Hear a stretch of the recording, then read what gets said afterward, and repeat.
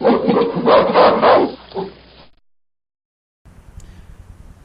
everybody, Silverback here. Just want to make a quick little video today. First I want to show you what I got though. Look at that. It's my Mr. Holster shirt. Got it in the mail the other day. Frag Out Clothing Company, go check them out. $15 of the proceeds goes towards, Mr. Holster, helping him out with his medical issues. Definitely like to thank the community out there for all the support they've been giving Mr. Holster and spreading the word about these t-shirts. I'd also like to thank Gil at Hard Target, for his contributions as well. And Mr. Holster, you are loved, sir. And I'd also like to give a shout out there to the Crazy Scotsman for making this possible. These shirts are awesome. I mean, check them out. How could you not like that? Also, got my hat on and a cool little, I guess it's a bug out bag or whatever from Hank and Lola. Big shout out to those folks as well. Out here today to talk about my SIG P320. Alright.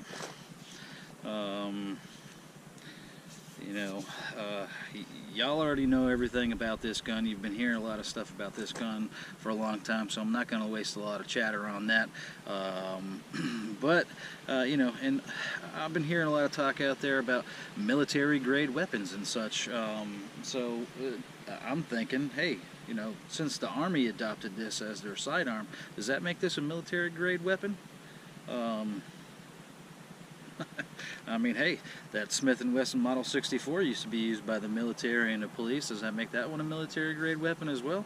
No, actually this is better than the military grade because I don't have the thumb safety on here. I don't have to use a special tool to unlock it and take it apart so I can change it or repair it or whatever. I don't have to give it to an armorer to have them repair it, so that makes this actually better than the military grade version of this. It is loaded, so but yeah, I'm just gonna take a couple quick shots with this guy down at the target. I love shooting this gun. I tell you what, this thing it takes the most abuse out of all the guns I do have in my arsenal. It's not a very big arsenal, but it is growing.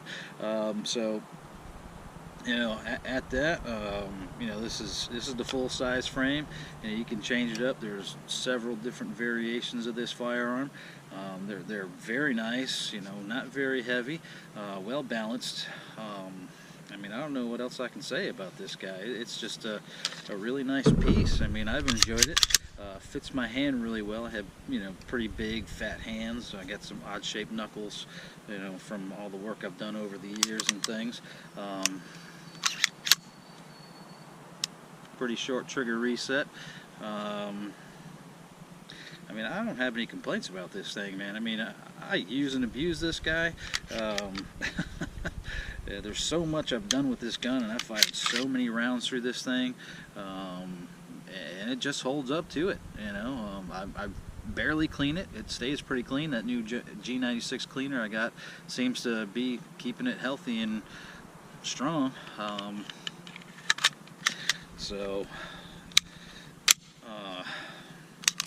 Other than that, let's just take a few shots with it. I don't want to make this video super extended or super long or anything, but like I said, there's a lot of talk out there about the AR-15s being military grade weapons, and they're far from being military grade weapons.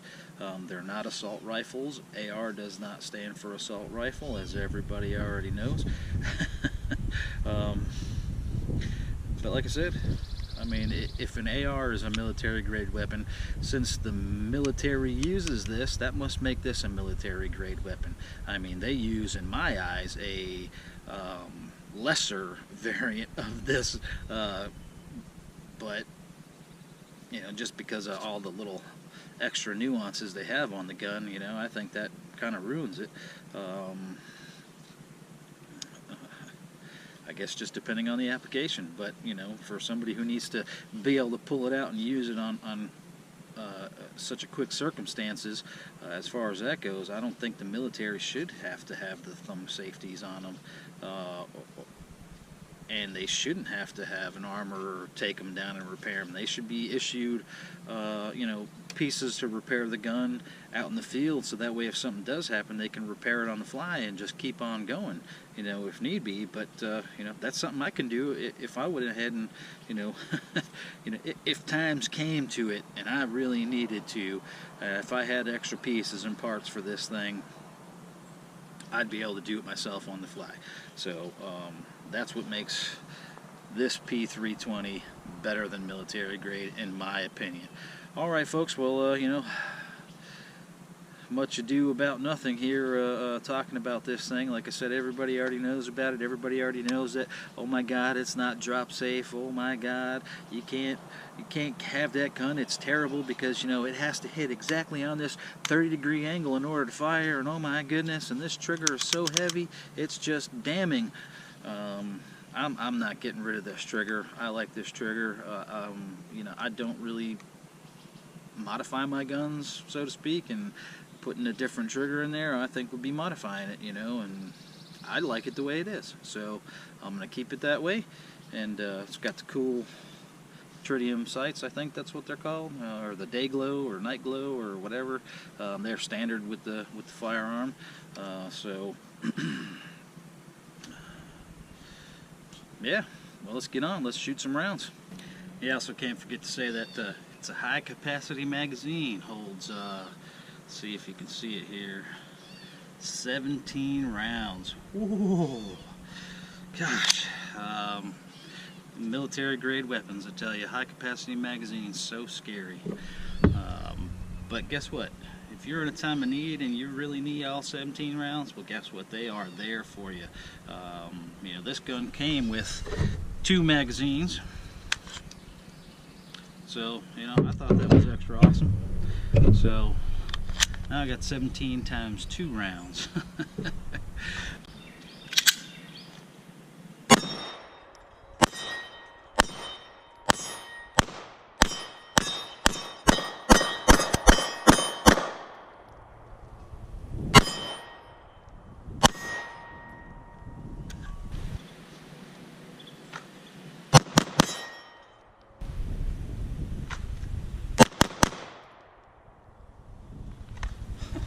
Missed all of them that time.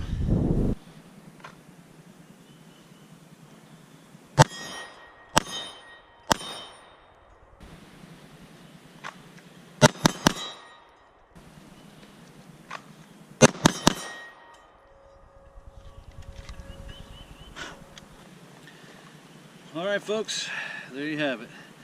A little bit of SIG P320 fun. I mean, I always love shooting this thing. I've had it for quite some time. I've run, like I said before, I've run lots and lots. I mean, I don't know, thousands of rounds through this thing, and you know, it's still standing strong. It's a little warmish right now. I mean, I didn't do a whole bunch of firing with it. I only had a few rounds left in my reload stack, so I got to get on to reloading. But yeah, couldn't ask for a nicer piece, I think. You know, I've shot Glocks. They're not comfortable in my hand. My knuckle always rubs right here underneath the trigger guard. I haven't found one yet that I like. I shot the Springfield Armory XDs. They're okay, a little snappy.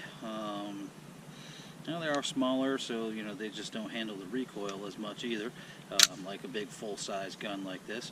But yeah, in my opinion, to date, this is my favorite firearm. One of the other ones I have fired before, and I think it's great, and hopefully one day I'll have one, is a Desert Eagle, the 50 AE. Oh my God, that is so much fun. Not practical. This is practical. That's not practical, but boy, is it a fun gun to shoot. Same thing with revolvers. I love revolvers. I'm working on trying to get a Smith & Wesson 686. So if anybody out there knows, well, I can't say that because, hey, YouTube guidelines now. hit me up on Facebook on the Gorillas and Guns page and let me know. We could talk then about Smith & Wesson 686. But all right, folks, thanks for watching. Thanks for tuning in. Thank everybody for all your support out there. All my subscribers, new and old, thank you for sticking with me. Thank you know, the Crazy Scotsman and Gillette Hard Target, also for helping out Mr. Holster and setting up these things that they set up. Thanks to Hank and Lola Strange for all the wonderful things they do for the 2A community and the podcasts on the Lifestyles of Locked and Loaded. All right, people, you know, that's it, man. Time to go get something for dinner. I think we're having some lasagna tonight, man. Oh, and I love lasagna. But, okay, everybody, have fun.